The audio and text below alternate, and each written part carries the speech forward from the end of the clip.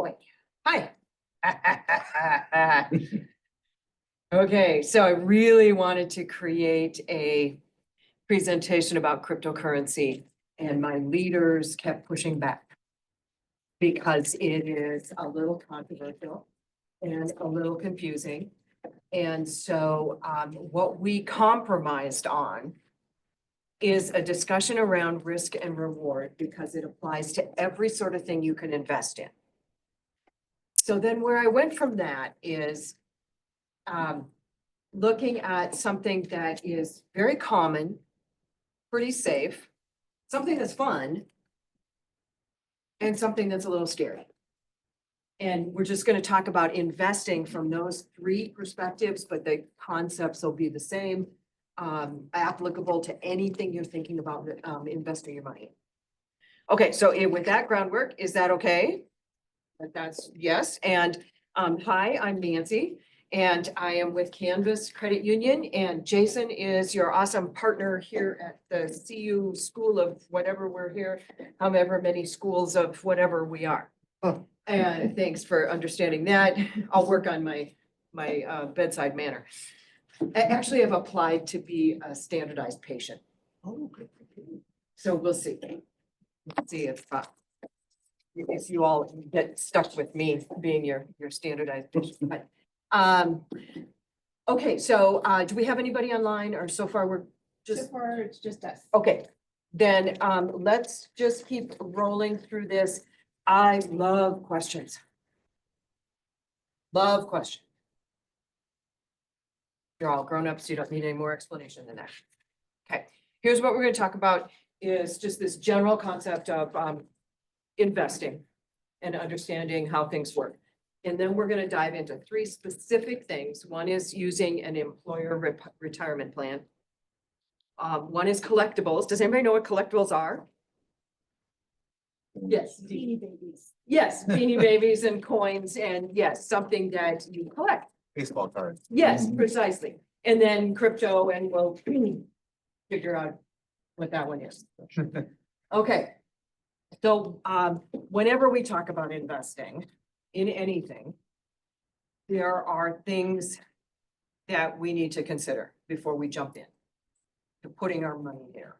And so we're going to just talk through a wide variety of things related to general investing concept. With the concept with investments is that you're going to buy something now, whether it's Beanie Babies or stock or crypto. You're going to buy something now and you expect it to grow in value. When we think of traditional investing, it's stocks, bonds, and mutual funds. So stocks are when you own a little piece of an individual company. I own a little piece of Starbucks. I bought stock in Starbucks. Bonds are loans you give to usually, and people think about bonds, government bonds, whatever, and that's not what the market, the investment world thinks about as a bond. A bond is that you're loaning money to an organization so they can do something. So often school districts put out a bond. They're going to build a school. They don't have enough money. They say, if you put your money in my school bond, I promise to pay you 4% interest, and I'll have enough money to build the building. You might build a wastewater treatment plant, you might build a school, whatever it is that some organization is trying to build. But you're loaning your money, and they promise to pay you a certain amount. Okay, so it's pretty predictable. You know what interest rate you're going to get on what you put in that bond. Okay, and then mutual funds are pieces of stock. So I buy one purchase, I make one purchase, but includes a little bit of Starbucks, a little bit of Walmart, a little bit of Wells Fargo, a little bit of Kroger, a little bit of an oil and gas company. Okay. So the concept is I make one purchase, but it includes many things, not a single company. Stocks, bonds, and mutual funds, traditional investing. Alternatives are all the things you see listed there. So is anybody already a property owner? That is an alternative investment. That is something not tied to the stock market. And it You bought it hoping it would grow in value, right? Okay, real estate, metals, anybody own gold, silver, platinum? You do? Uh-huh. Do you have, you actually own the item? Okay, What's a necklace, earrings?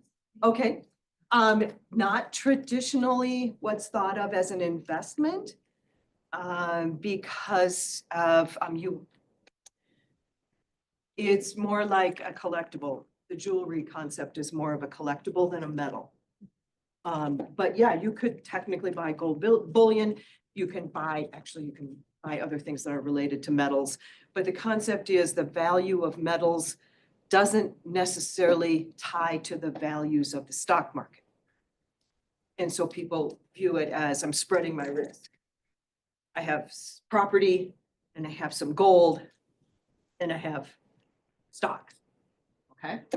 And then collectibles, which we'll dive into, and you already know the concept. Venture capital, putting your money out there. Maybe your cousin has decided that they have the best business idea ever. And are you willing to put $10,000 in to kickstart him on this business venture?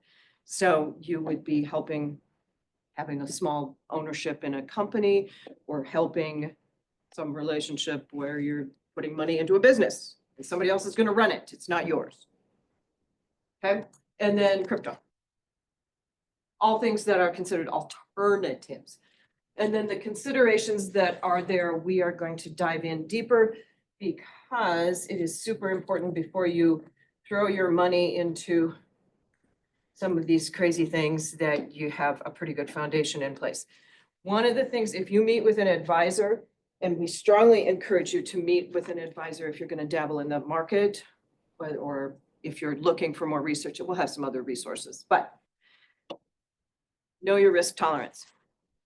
And guessing if you're interested in crypto, Matt, that you might be on a higher risk tolerance than I am. So. Have been in the past. Okay. Yeah, so when we talk about risk, you know, knowing that like what's right for you, what's right for your sister, what's right for your neighbor, may be totally wrong for you and you won't be able to sleep at night. So it's really important that you have a grasp of, I'm okay with this level of risk, putting my money into this thing. Okay, really important that you understand how you feel about that. And then what are your timelines and goals? You know, do you need the money in 2 years? Do you need the money 40 years from now? That's going to influence what you put your money in. It's how soon you need it. Who knows what's happening with the stock market right now? No? You said yes. What's happening with the stock market right now? It's crashing. It's crashing big time. It's going down. So starting young and putting money in the market means you can ride the waves of up and downs because there always are waves of up and downs. Unfortunately for me, I am literally really close to retirement and my valuations just tank. So I'm having to think, do I need to stay working for a while or look at something else before I start pulling money out of the investments I have in the market? I don't have as much time to ride the ups and downs that come. Young people, you have time. Take advantage of it. Yeah. Diversification, we already talked a little bit about that. You can get into all these different things. Why do we diversify? Not putting all eggs in one basket. Exactly. So if one area does bad, another area does well, kind of get the average of the two. Yeah. So if gold is doing really well, I've invested in gold bullion and it's doing really well, that will help offset the fact that Tesla stock is worthless. Okay, so yes, we diversify. If the property values keep going up, that's going to help me offset the fact that I'm losing money in the market. So we're spreading our risk around what's doing really well. I mentioned mutual funds. That's why they came up with mutual funds. If Starbucks tanks it, well, Wells Fargo's still doing okay. Walmart's going to do okay because everybody needs groceries. oil and gas, woo, all over the place, okay? But because you own a little piece of all of them, you come out okay. All right, so that's diversification. And then one of the other things to consider whenever you're plugging into investments is what are the costs? Because you'll pay. Somehow you'll pay. It's either when you put the money in, when you take the money out, or maintenance costs along the way. So understanding that, and how active do you want to be? Anybody into watching the market daily and reacting and changing what they put their money in and? Not anymore. No. Not Yeah, exactly. anymore. Okay, so, Too stressful. yeah, and some people thrive on that, and some people live for that, and some people want to do that. Looks like this room is like, no, thank you. Okay, set it and forget it, let it go, ride the waves, deal with it, pay a professional to watch it. Meet once a year to have an evaluation, but I'm not gonna daily manage the investment. But you need to know how you feel about that. And then the biggest thing, I think, before jumping into any of this stuff is, what's your foundation look like? We see it all the time where people have been told, you're young, I'm supposed to be investing, I'm supposed to be starting in investments because I'm young. And unfortunately, they have no savings. Or their credit score is really bad. So their daily financial life isn't doing well, but they're in the market. And then when the car breaks down and they need to get money, there's a fee. And there's time before they can get the money out. And maybe they'll pay taxes. So you need to have some really basic stuff in place before you start dabbling in this longer term investing concept. Any pushback on that? No, I do have a little saying that has helped me. Only risk what you can afford to lose. Bingo. Which I think we're gonna say in a slightly different way. Yeah. In a second here. I like what Mark Twain said. Two times when you shouldn't speculate, when you can afford it and when you can't. Okay, and the old, anything's so complicated you can't understand it. Is that the right thing for you to be investing in? And I once invested in something that I didn't understand and lost tens of thousands of dollars of my kids' school money. So I kind of like the simple concept. But, and the other quotes are about, my money goes goodbye. And then, avoiding different things. So knowing yourself is what that comes down to. Am I okay taking risks? Great. Do I have savings I can go to? Great. Do I have a limit? If I go to Blackhawk, I know that I'm gonna do this, right? And it's okay. I can go have some fun. And if I lose it, I lose it. If I win, that's great. But I have a plan. And so with all of this stuff, those are basic concepts to keep in mind. Anything you want to add, your own personal life that you want to make a point on in any of those general concepts? Here's one about using your time to invest in your knowledge pays the greatest dividend. Something to Ooh, that effect. okay. Something about time. Yeah, using your time to invest in knowledge, Okay, and you'll get the greatest dividends. yeah. In other which words, kind of plays yeah. into all this. so whether that's researching what you're going to invest in so that you really understand it and make the best choice out of your investments, or investing in yourself with education so that you have a higher earnings potential. Great, love it. Well, my main investment right now is any money I can just goes towards student loans, so. Yeah. Just It investing and having less student loans, which is hopefully a good return. is, so I was on a call this morning, we were doing some education at Canvas for our own employees. Yeah.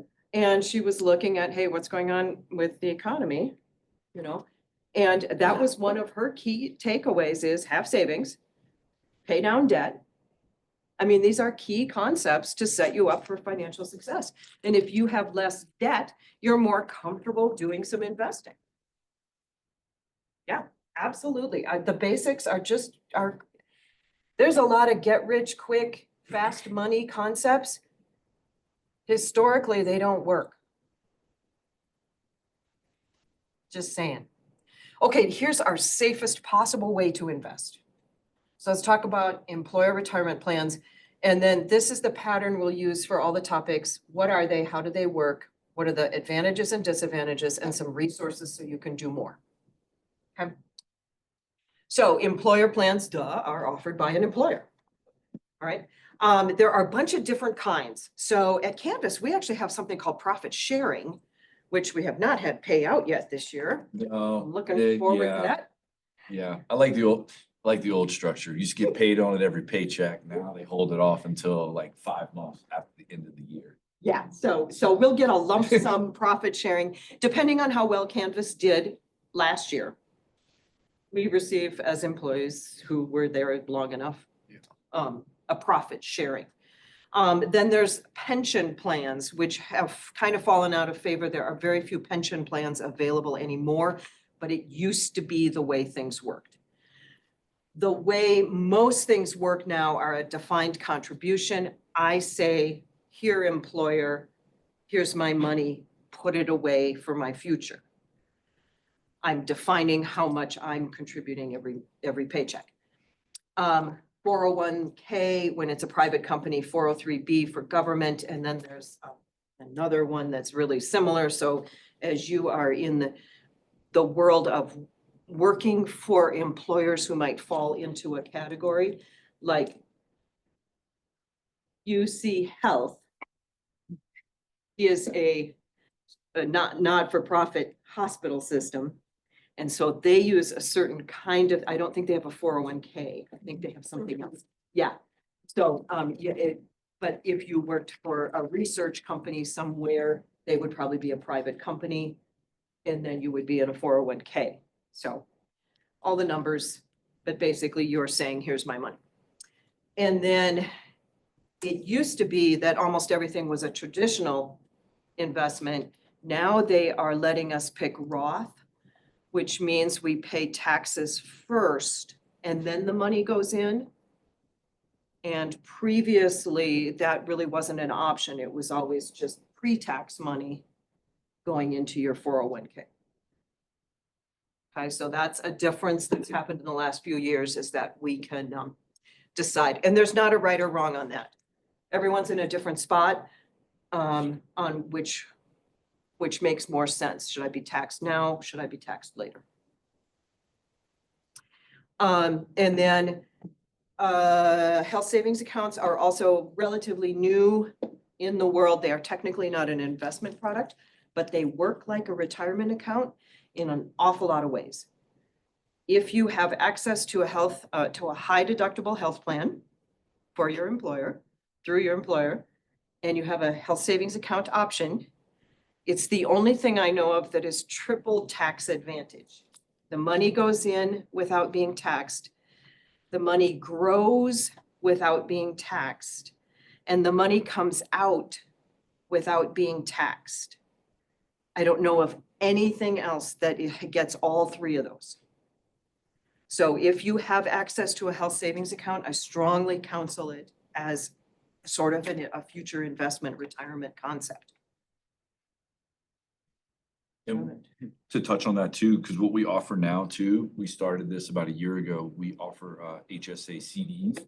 So if you max out, so you're maxed out for your HSA for the year, like you know that your out of pocket is, $9,000, and you have more than $9,000 in your HSA, you can take that difference, you can put it into an HSA CD and actually have it grow Much at better a better rate as opposed to, a lower rate just sitting in an HSA account. So, but yeah, HSAs are great. Yeah. So I've been doing one long enough that I have a chunk of money that I don't need to get through this medical year. So that's in my Right. CD. Right. And then what I need to get through this medical year is in my HSA spending account. Do they have any like recommendations on how much? Because people usually put money, like you can only use it for health, like medical needs. Yes. Do they recommend like a certain amount of like medical needs you're gonna need? Like in the later stages of your life, you're probably gonna have a lot more. Yeah. Medical needs. So it rolls over year to year. You can just keep it growing Yeah, and you can pay Medicare from it in the future, just saying. Some of us are closer to than others to that, but yeah, so you can not only pay for your surgeries, you can actually pay for your Medicare billing from your HSA.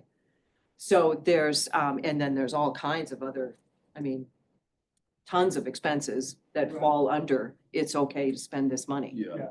and they're opening up a lot more, recently, wanted to have the link to give to you guys. I'll find it and I can email, it, but somebody gave me a link where, you can actually talk to doctors and say that like, hey, massages help me, like, they help my body recovery and stuff like that. And if you can get an approval, then you can use your HSA money for like massages and, different kinds of therapy and stuff like that as well, instead of just like Motrin and, Mhm. prescriptions. do they cover dental, Yes, Yeah. I use my HSA for my dental. Anything, any health related, okay, Yep, You're gonna be getting a lot of yeah, I was just curious, pays like that. yeah. yep. Yeah, Braces so and- I'm having a crown put on my implant Mhm. and Pain with the paying with my HSA money. You betcha. So like the chiropractor along those same lines as massages. They're Yeah, working on I that, would yeah, think so. chiropractor for sure, Yeah. yeah, chiropractor's a definite, they're trying to make it available for other. You say like medicinal kind of needs, other than like your standard, like, your ER doctor, your physical doctor, your chiropractor, Motrin. Surgery prescriptions, when you get surgery. older, Yeah, yeah. Well, they're you've trying to- been there, Buster. Yeah, I know. Yeah. They're trying to make it a little bit more. Jason and I are single-handedly keeping the medical profession going. We have been. My family too. Like, just for discussion, like with high deductible plans, if you have to meet that first X amount of big chunk of money, that should always be your first goal with that account. And then Yeah. Yeah. that way, if you ever do have that high expense or expenses, then you know that you've got enough to cover that. Right. But then when you start going over that, then you start putting it into those extra special accounts, Yep. right? Yep. Is that kind of like the best practice that people would use? Yeah, and I'll be honest, like I do the HSA. I don't typically max it out every year like I should, but I mean, life is crazy. Things are expensive, so it's all about a little bit of balance of like how much out of your paycheck versus how much for living. So I think for us, for a family, it's something like 7,000, It's set by the IRS. something like that. So, but On my how out much of you can pocket for Set aside. my, I think my family out of pocket is 5,000, I believe, for the year. So as long as I meet, as long as I put enough money to meet that, then I know that I'm covered. Like if I am out of pocket, at least I'm covered there. And then anything extra, kind of like Nancy was saying, you're covered for the year. You can put it into something earning a little more interest and help it like that. Anyway, good stuff, that is an option, because it used to drive me crazy. I'd pay for insurance. I was never sick. Nobody in our family was ever sick. Yeah, So you I'm pay, you paying lose it. Huge insurance Exactly. costs and never using it. And so this was like for our family, this was, yes, this is great. At least I'm not throwing my money away. And then there's last thing with them, there are, so like our company, if we do like a wellness, there's like a wellness incentive. So if you do that every year, you at least go to your primary care or your dentist or something like that and do Yeah. a checkup. Bonus deposit. You get a money, every paycheck, we get an incentive as well. So not all companies do that, but it's nice because you can take your money, put it in and then get a little incentive via the company as well. So, which is one of the key reasons people use employer plans is they often have matching money. I'm choosing to donate to my retirement and the employer is matching some money. Same thing with the HSA. Yeah. I'm choosing to put my HSA money in and my employer is putting money in too. We get So, both. Yeah, it's great. kinda nice. Great, that's another reason I included in this conversation, but, okay, so the way employer plans work is that employers figure out how they want to offer this. Most employers now are saying that you are automatically opted in to donate to your retirement money, and you have to say, no, I don't want to do that. And they've had a much higher participation rate by going that way instead of the old way of, oh, you tell me if you want to. Okay, so this is, you're automatically included unless you tell your employer no, for most places. Many companies offer matching money. That amount may change. I have known of a healthcare company that things were going pretty well. They were offering a matching funds if I as an employee contributed. And then things went wrong. The economy got tough and they stopped. I could still contribute, but the company was no longer contributing a match. So employers have the rules. They make the rules about how this program is going to look. There's often a vesting schedule. And does everybody already understand vesting? Okay, so if I work at Canvas for 1 year, and I have put in this much money and the company has put in this much money into my retirement, I can always walk away with my money. But depending on how long I have been with the company, I will get more or less of their money going with me. So something to look into when you're taking a new job. What's the vesting schedule? Okay, if I stay for 3 years, I get all of my money and 80% of their money. Right. I think most companies are on that 5-year, we're on the 5-year, No, most actually, companies, they changed it. We're immediately vested. 100%. Yes, Oh, well. but that was a change. That is a change. I hit my 5 years last year, so I was like, Yeah, yay. yeah, okay. That doesn't matter. Yeah, it doesn't matter now. All right, well, never. But again, Most something to look companies for like, with yeah, they'll do with a employers, structure. because people don't understand that. You'll always get your own, but you may not get their match. You can often set up automatic increases. I get a raise, it automatically, I'm doing a percentage, I'm not doing a flat dollar figure. And then there can be a way to borrow. What's cool about these also is that it's just automatic. You don't have to think about it, you don't have to remember anything, it just happens. Almost all companies have an advisor, a trained financial advisor as part of this program that you can meet with and talk about your situation. And then when you sign up, you pick, I'm going to invest in all Starbucks. That's all I want, or I want some international and I want some big companies and I want some small. You pick from what they offer. Okay. Different levels. So the pros are, the tax savings, it's so easy. I mean, you can't walk away from the free money. That's just the biggest reason people do participate in an employer plan. They're giving you free money. And then, so you can see the things that are positives. The only cons really are maybe that vesting schedule, if you know you're only going to be with the company for a couple of years. But even then, you still get something. And if you're really into certain stocks or certain mixes, the options that you can invest in may be limited. And that's like the only things. Otherwise, people really, this is such a good option for people. Resources you can use. I love Investopedia. It is a great way. Anytime I run into a term that I don't understand, I look it up on Investopedia. And it will have articles. It will use nice, clear language.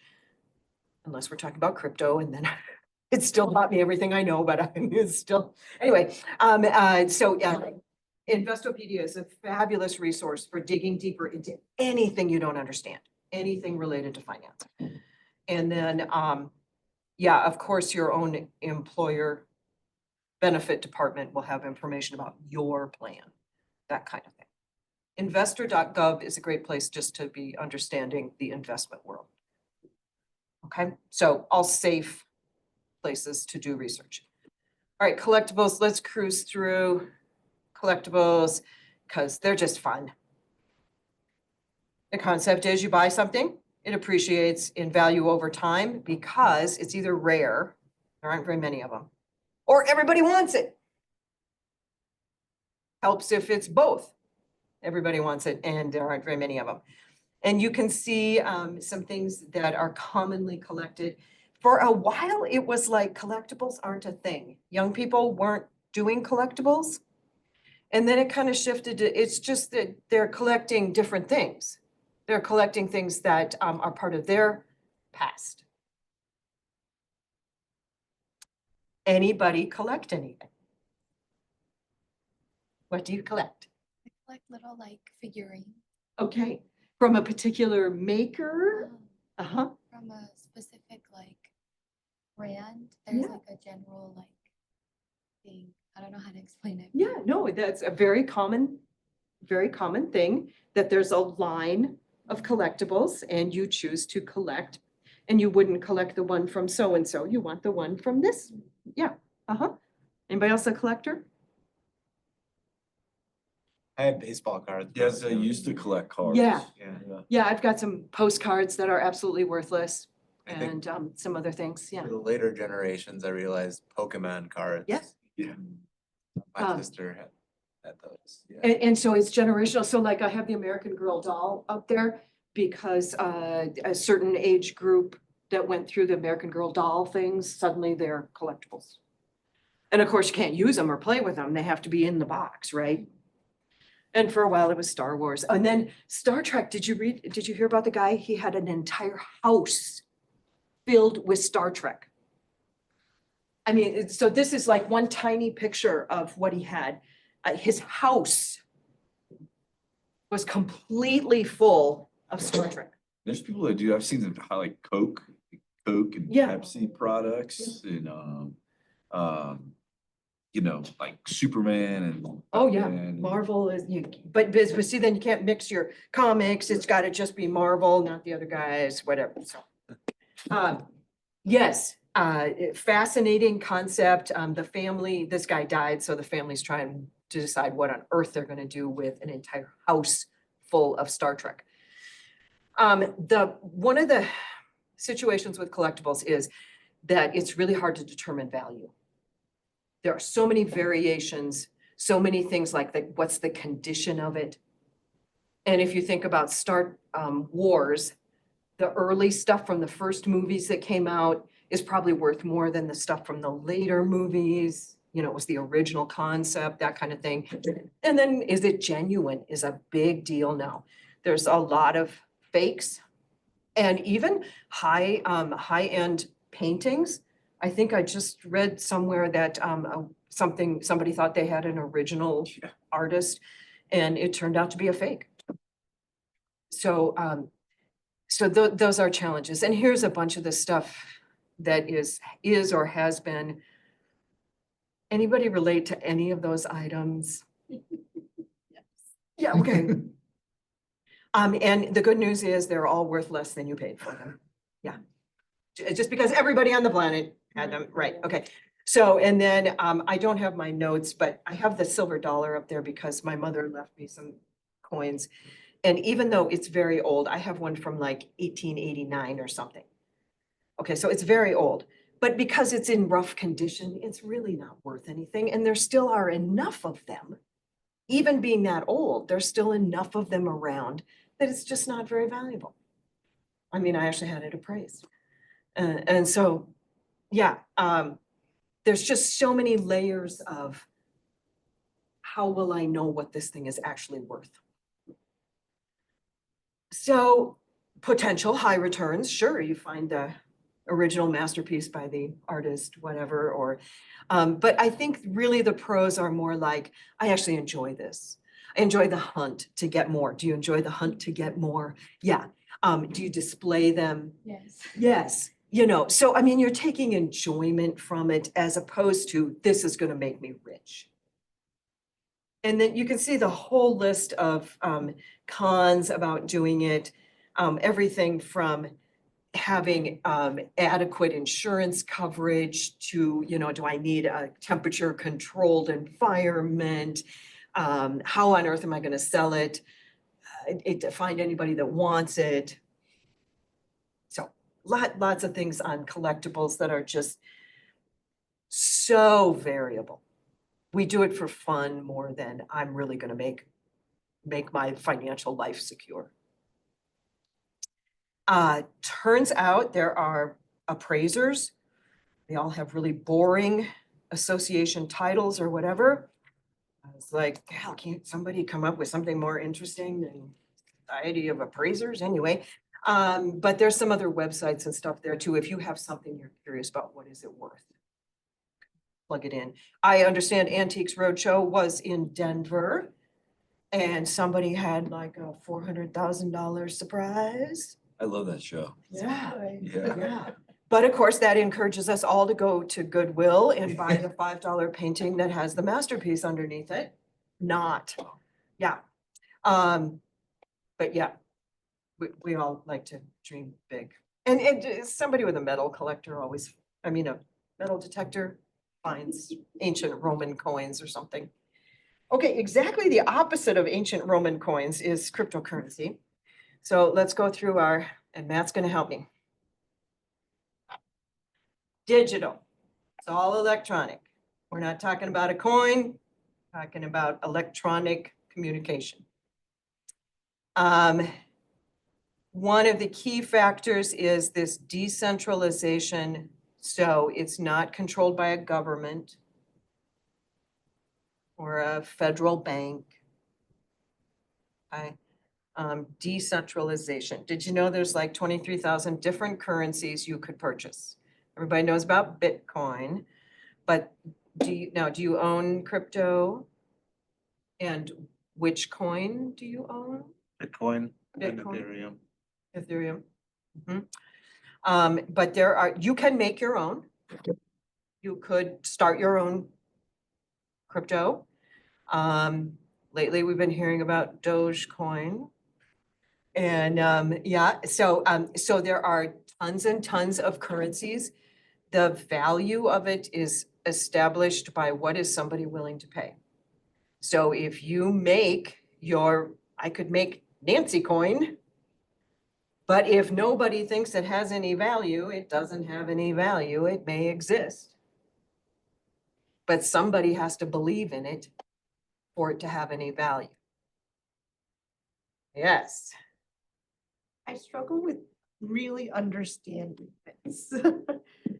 I do too. Okay. Yeah. I feel like I need like, what is the most lay version of how to understand this? Like, to me, it's still, I do like our current financial system in dollars. Nope. But if somebody's not gonna give you $500 for your Nancy coin, like, it's still, like, in effect, still tied to the value of our current. Only if social you trade it that way or turn it in that way or use it that way. So all of money is based on value. The dollar is only worth $1 because somehow mutually we agree it's worth $1. The value of Tesla stock is only worth whatever somebody's willing to pay for Tesla stock. So in that sense, it's no different than any other money system. It's still based on what somebody's willing to pay. I can't understand it because it's not a thing, it's not been around, it fluctuates greatly. I don't understand how it's made. And so for me, it's a real stretch. Are you a computer nerd? Are you? IT? No, I'm not a computer nerd, but I think that the concept is interesting because there is no Federal Reserve as we learned before. So the complex system of computers are in the hands of each individual person to keep this Bitcoin network going. And I think that's where a lot of the value is derived.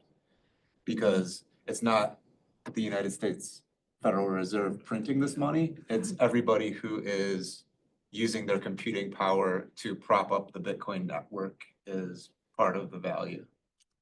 So, and we'll talk a little more about the system, but yeah, so it's so different from what we've spent, years dealing with that it's hard. And then even different organizations define cryptocurrency differently. So if you think about it, I believe Starbucks still takes Bitcoin. If I have Bitcoin in my wallet, my digital wallet, I could go to Starbucks and buy a cup of coffee.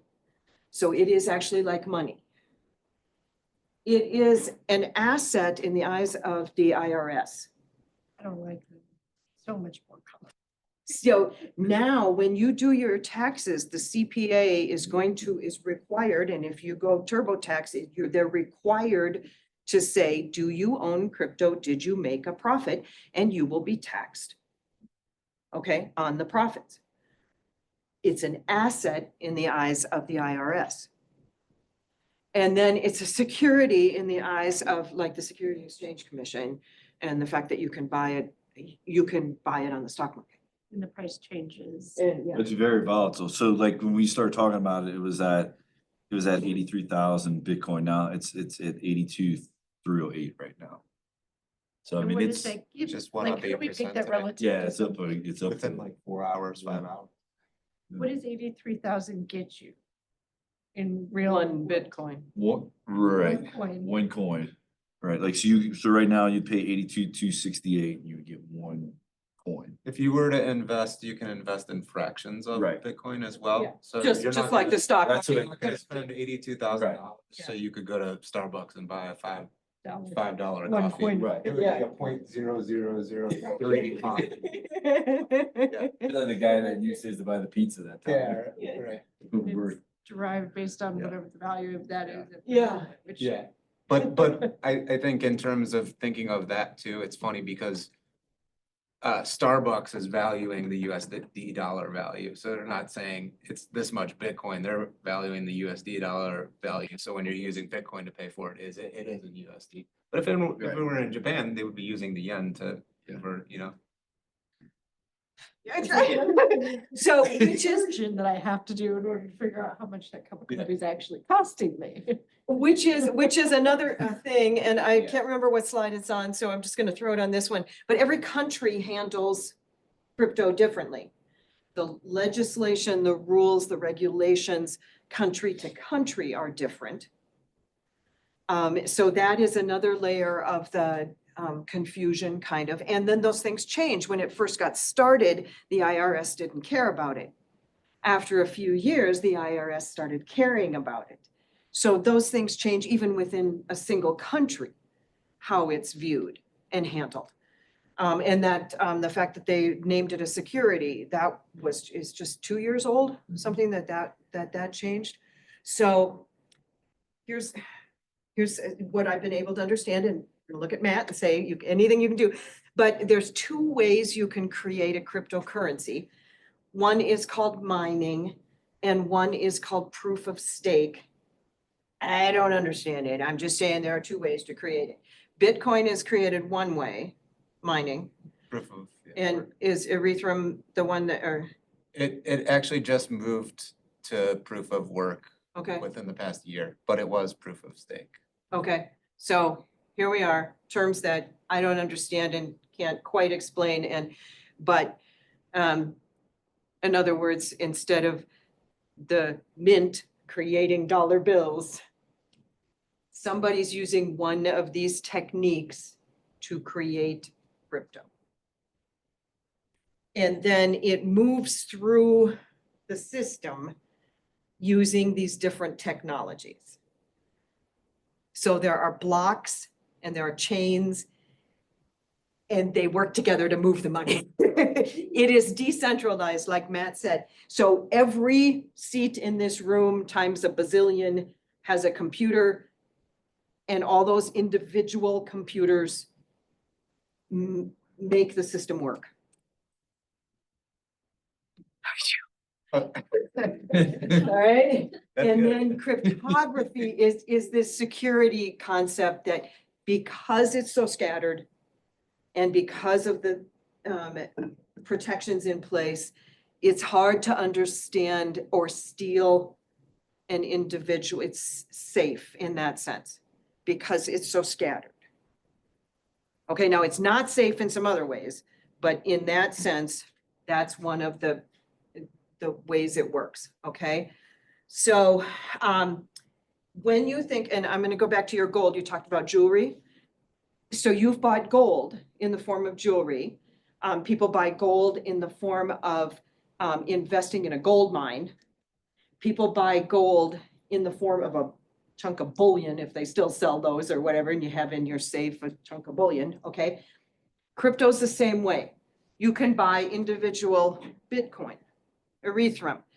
There's one with initials that starts with B, Doge, whatever, okay? So you can buy an individual currency. You can buy into a crypto company. And the way I think about this is there a company, a manufacturer who's making things that the crypto industry needs? So whether it's a particular software, whether it's a computer, whether it's whatever, there's a thing that this company makes and it's part of the crypto system. So you could buy that company stock, and that would be a way to be invested in crypto without being invested in crypto. Okay? And then you can buy funds. You can go on the stock market and buy crypto. Instead of buying an individual Bitcoin. So lots of, just like there's lots of ways to get gold, there's lots of ways to be involved in crypto. Doing okay so far? Yeah, absolutely. It's great. Thank you, Investopedia. Okay, thank you, Investopedia. So, and I still don't understand any, the technology part. Okay. So when it first came out, crypto was touted as being a great equalizer. Everybody could use it. You could be in sub-Sahara Africa and you could be in New York City and you could use crypto. And everybody, as long as you had an internet, whatever, you could deal with it. So it was low cost, it was fast, it was equal opportunity. There is the potential for high earnings. It's that decentralized thing, that security. So those were things that people were excited about when it came out. And then the cons, the volatility. These days, we're seeing volatility in lots of things. So take that with a grain of salt, but it historically has been very volatile. It is a huge energy user. And so there is concern about the energy use to create these currencies. And then for me, one of the biggest things is the criminal activity. It is a preferred method for criminals. Partly because of that, it's untraceable. Okay? If you ever have a message about using a cryptocurrency ATM, it's a scam.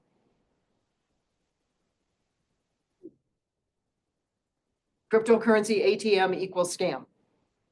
Okay. So, and I just realized we're out of time, aren't we?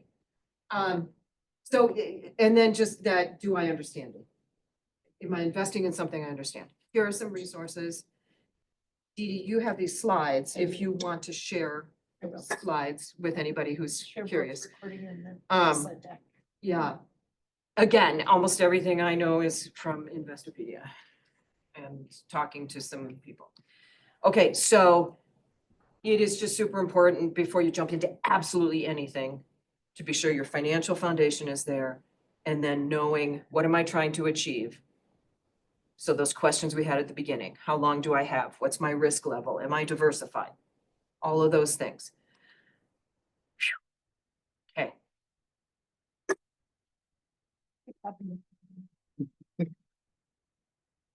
Yeah, I'm really glad you were here. Give me the occasional head nod because, yeah. Yeah, and it's, the